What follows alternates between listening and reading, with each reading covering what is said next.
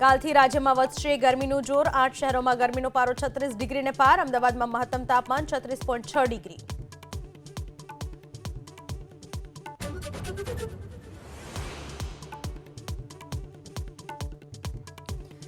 વૈશ્વિક સ્તરે trade war વધવાની ભીતિ વચ્ચે સોના ચાંદીના ભાવમાં તેજી। પ્રતિ કિલો 1000 રૂપિયાના વધારા સાથે ચાંદીનો ભાવ 1 લાખને પાર। 10 ગ્રામ સોનાનો ભાવ 91,500।